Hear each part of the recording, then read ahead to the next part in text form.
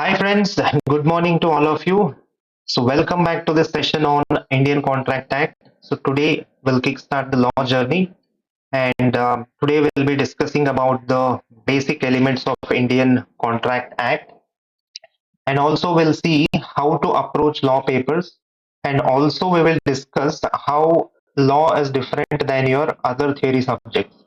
Say like economics or any other theory subjects, you cannot approach it in a similar way because it's completely different. So how and you know why it is different, we'll see it in a while. Okay, let's start the first class of law, that is on Indian Contract Act. We'll see the basic definition of contract. What do you mean by a contract? So just remember one thing: whenever you're reading law subject, everything will be defined under the act. So when we see the meaning of contract, it is already defined in section 2H of Indian Contract Act.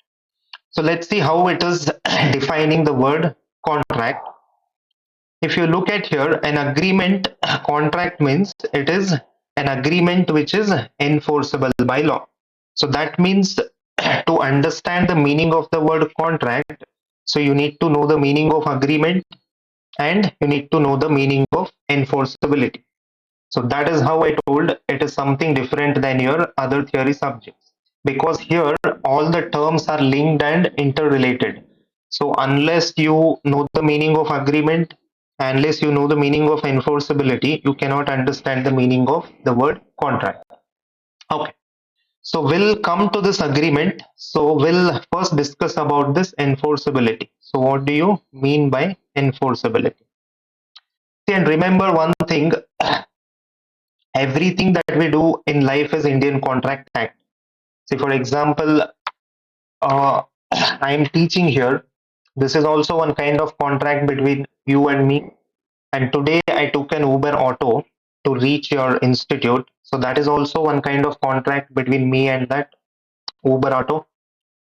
So okay, all these things we'll see. First, let's discuss about this one.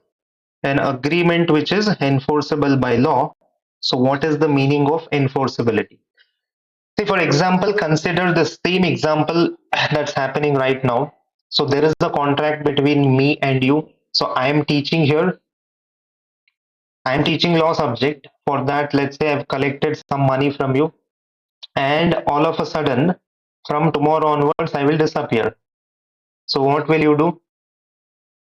You will do that all sorts of drama that he has collected my money and he has escaped overnight. All the things you will do. But apart from that, what else you can do legally?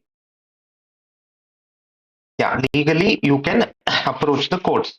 So enforceability is always done by courts.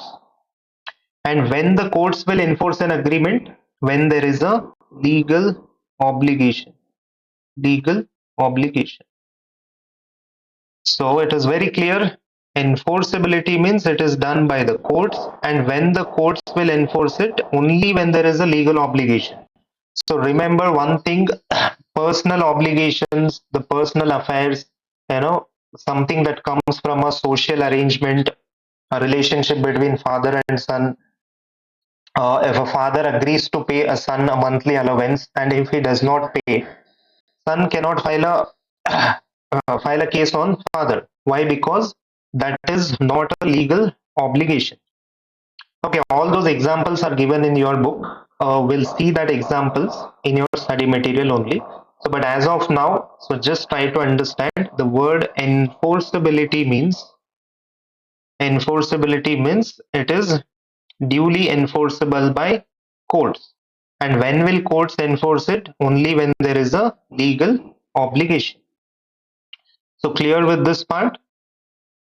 Yes, now we will see the meaning of agreement. So what do you mean by agreement? So first let's see how the law is defining agreement. Then we'll come back here and we'll do some analysis. Now if you see the word agreement, section 2E of the act is defining the word agreement. So how it defines: every promise and set of promises forming consideration for each other. So now there is a one more new word, consideration, and there is one more new word, promise. So that means to understand the word agreement, you need to know the meaning of promise, and also you need to know the meaning of consideration. So the word consideration, there is a separate unit for it. We'll discuss it there. But as of now, just try to understand consideration means something in return. So consider the same example of mine. So I am teaching, and in return, what am I getting? I get some kind of money from you. That is very important. And for you, when you are paying some amount to me, in return, what you are getting? So you are getting this course curriculum, or you are getting to access to my law classes. So that is the meaning of consideration. And it need not be only money, it can be anything.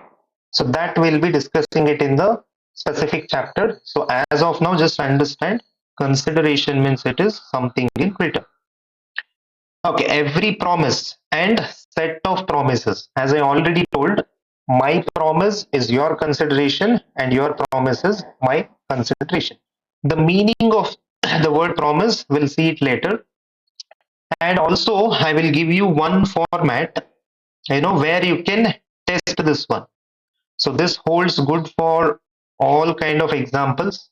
So with this one table, you can actually test whether there is a promise, whether there is a consideration. And if there is a promise and consideration, you can call it as agreement. So let's consider this example. Example, Uber ride. So today I came to your institute by Uber Auto. So let me consider the same example and let's test whether it is an agreement or not. So what I have done here, so I have made two columns. Here the contract is between me and Uber. So another one, what is the promise and what is the consideration? We'll see it now.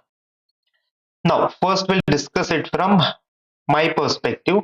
So what is my promise to Uber?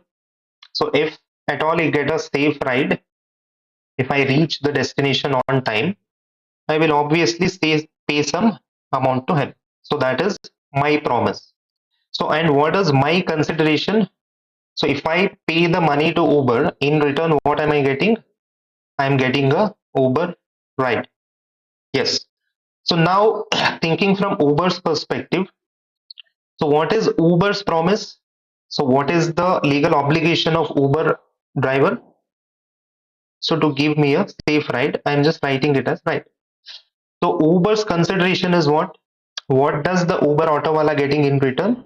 Some kind of fare. That is the money that I'm paying him. So this is Uber auto. So if you look at here, one person's promise is another person's consideration. Similar way, this promise is consideration to Uber. So that is what is given in the definition.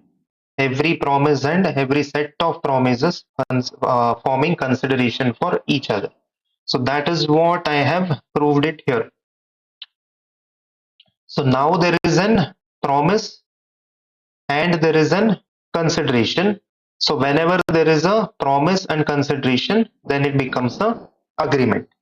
And to agreement, if you add enforceability, then you can call it as contract. So as long as there is a legal obligation, courts will always enforce it. So therefore, it becomes a contract. Now that is how you need to approach this law subject. See, to understand the meaning of contract, so we should understand what is agreement, what is enforceability. And again, agreement means it is set of promises plus consideration for each other. So that is how we will read and decode the law subject. Okay, I have written something here. So before we discuss promise, so we will see this first. Now, if you see here, Indian Contract Act is called the mother of all acts. Why it is called like that? Not because it is the first chapter. No, that's not the logic. Why it is called as mother of all acts? See, almost everything that we do in life, I know that somehow comes comes under the purview of Indian Contract Act. Everything that we do in life is almost Indian Contract Act. So this is also one kind of contract. That Uber example that I gave, that is also one kind of contract. And let's see some of the common examples here. So why it is called as mother of all acts? Some of the most happening things that you and I would have been party to it without our notice. So we'll just see these examples. Analysis of all these examples, it will be done at a later stage. So first one, if you see, A asks B that I would purchase your car for 20 lakhs. And also B has agreed to it. Now, just now we have completed the basic analysis of the word contract. You can call it, based on that understanding, you can conclude that this is a valid contract. Okay, second one, it is not required now, that we will discuss it later. Now, example number 3. A and B agreed to beat law faculty. That is, for example, if some of you are sitting here, some 2 students in the first row, if you have a contract to beat law faculty, so is it enforceable in the court of law? That is what is the question. Yes, this we'll see it later, but just witness the example. Fourth one, this is also a most common common thing that we see. A boy comes to clean the car. Especially these things will happen in the traffic signals, where you see a red light, and some of them comes, some people who are working on the streets, they wash the car and they expect to be paid at the end, and he asks for the money. Now the question is it enforceable? That also will see it later. And this is a common example. So you entered a restaurant, you and your friend entered a restaurant. This gobi is for vegetarians, chicken 65 is for non-vegetarians. Okay, both the students, let's say they have entered some restaurant and you have ordered for gobi 65, another friend has ordered for chicken 65, and the hotel guy comes and says that, oh, it is not available. So can you file a case? Can you file a case on that hotel just because gobi and chicken 65 is not there? Yes. This also we'll see it later. As I told you, the answer for all these examples cannot be given in this first class. So once we complete the unit number 1, then only you'll be having answers for all these things. But these are all the common things that happens almost in everyday, day-to-day life activities. Point number 6. This is one last example. We'll stop it here. Mr. C at gunpoint obtains necklace from Rashmika Mandanna. Rashmika Mandanna. National crush, is it? National crush only, no? No. Mr. C is a poor fellow. When Rashmika Mandanna is there, instead of kidnapping her, that poor fellow is focusing on the necklace. If I were him, definitely I would have kidnapped Rashmika only. Arey, just example, I'm just giving you the example. Don't imagine me in your dreams.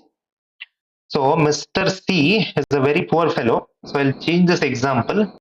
He's not Mr. C, he is actually Mr. Chi. Leaving Rashmika Mandanna is focusing on necklace. Very poor fellow. Okay. Answer it will be told later. Don't worry. Just because you see a celebrity here, don't demand the answer now. So as I told you, whatever we do in life is Indian Contract Act. So to prove that one, I've put up this most common examples. Answers for all these things will be told once the first unit is completed. Okay, let's come back to our discussion and let's see what do you mean by the definition. What is how promise is defined in Indian Contract Act? Section 2b defines the word promise. See, starting we have discussed meaning of agreement, agreement plus enforceability.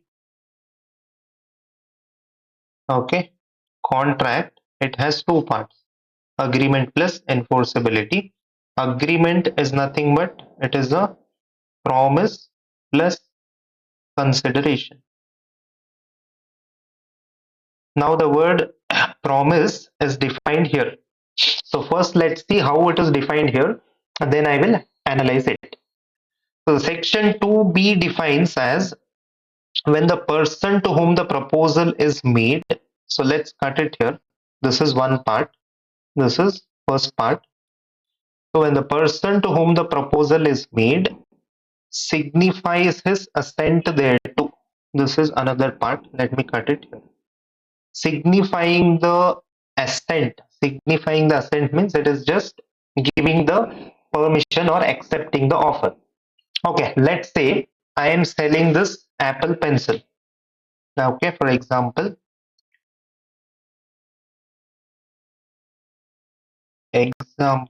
I am selling this Apple pencil and I'm giving this offer to you. So I am selling this at 50% discount for first bench students. For the balcony class, I will give it at 60% off. And whoever agrees to this offer, I will sell this pen to them. Obviously, will balcony is already raising hands because you are getting this at 60% off. So now if you see here, this is the proposal that I'm making. What is the proposal? Not love proposal. I'm talking about this pencil. I will sell this pencil to you at 60% off. And if you agree to it, then it becomes a offer. Then it becomes a promise. Offer, when it is accepted, then it becomes a promise. So that's what is written here. See, when the proposal, when the person to whom the proposal is made signifies his assent thereto, proposal is accepted. So proposal when accepted, it becomes a promise. So which means if I make an offer or proposal, if you do not accept it, then it cannot become a promise.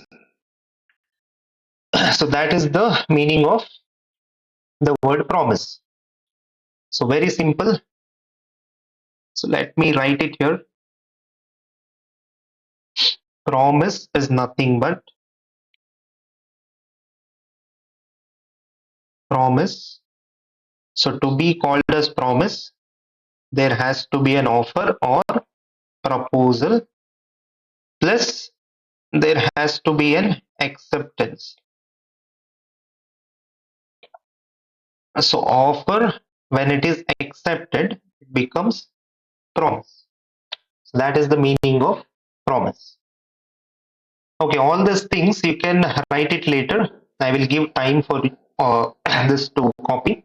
So for now, you can just pay attention to the basic elements.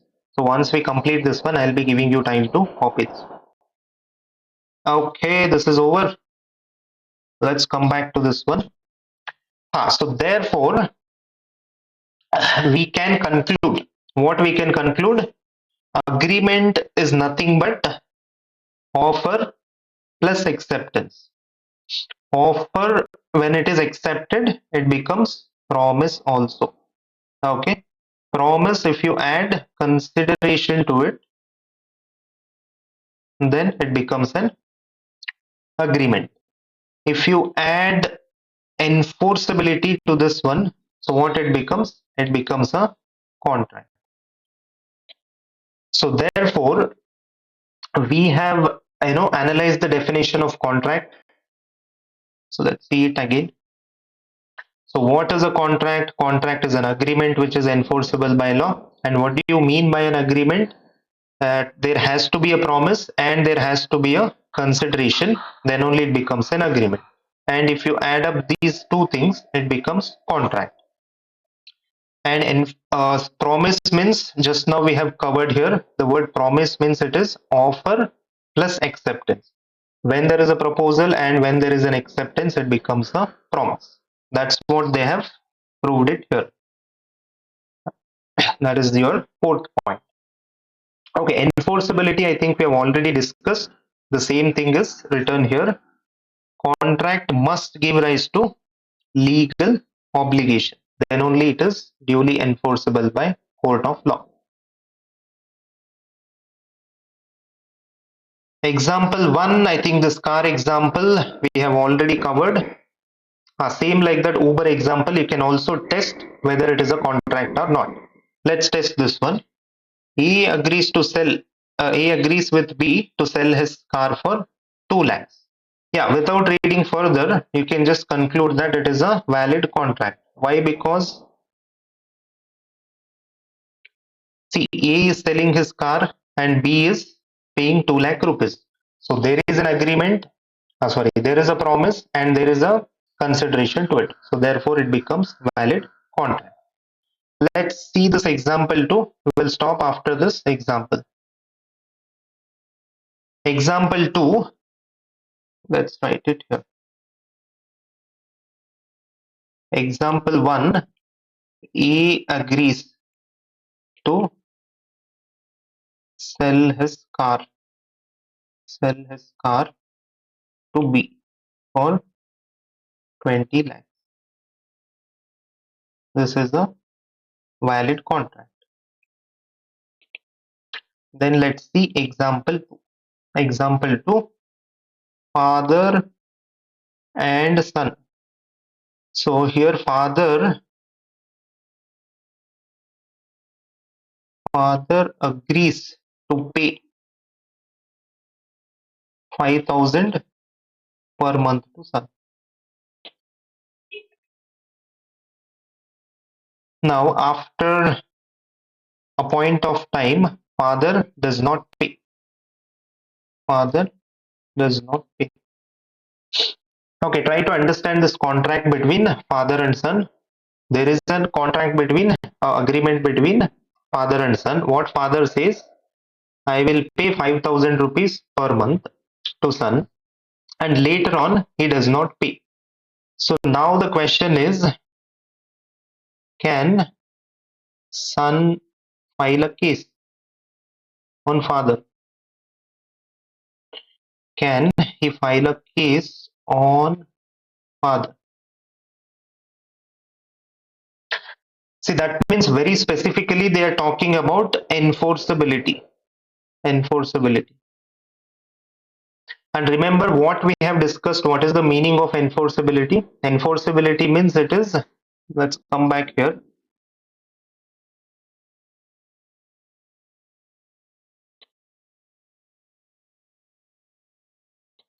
See, remember, enforceability means it must give rise to legal obligation. So then only courts will enforce it. If you come back to our example, the relationship between father and son, it is not a legal relationship. It is coming from a family or blood relationship. So therefore, there is no enforceability to it. An agreement between father and son, it is an agreement, but because there is no enforceability to it, you cannot call it as contract. So therefore, this is not a valid contract.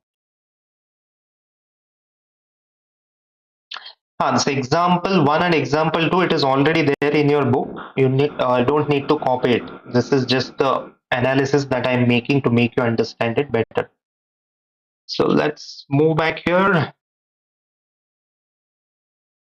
So that means we have completed the definition part of contract. We have seen the basic elements of the word contract. So to be called as contract, what has to be there, what it is included, what it does not contain. So all those things we have covered.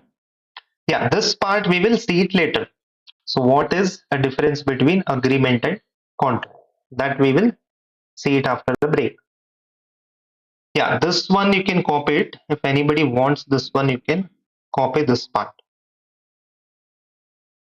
because this is the box that I've created just now to make it simpler. So if anybody wants, you can copy this one.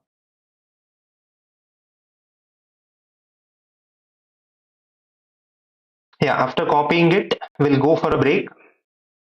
After that, we'll come back and see the next topic.